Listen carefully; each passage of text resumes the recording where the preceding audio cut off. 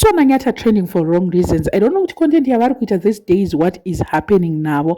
They did a video wearing my pampers and a lot of people are asking them what was the reason of them wearing my pamper. Pa Valentine's Day vakaita imwe video yekuti Joy akakandirwa pasi pane vanhu.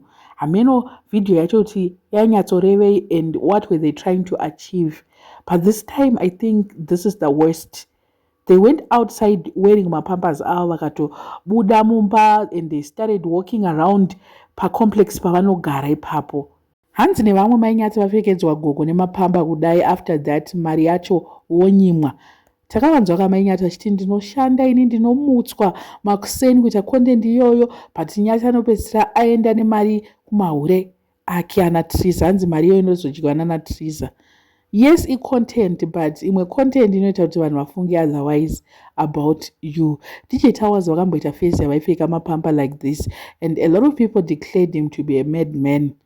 Ndo zvinenge zvakungotaurwa nevanhu kuti ko mapamba necontent, what is really happening, what are they trying to achieve? Vanhu vari kutongobvunzawo apa zvavasvitsa 2 million dzavaichemerera day in day out. Hopefully varelaxa now, hatichada kuona any madness from them. Asi munhu achangoti content ndiye d kufa chaiko chaiko neimwe content yatiri kuona mazuva ano. Anyway, they are doing this for money. Let them hustle. At the end of the day, we all need money, we all want money. We are here for money.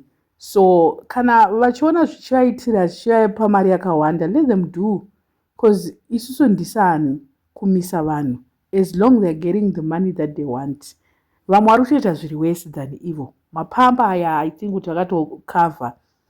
Nadia aita sei achiwana mari dzake painternet. So let's not try kuda kudzikisira vamwe vanhu, I guess. Amen.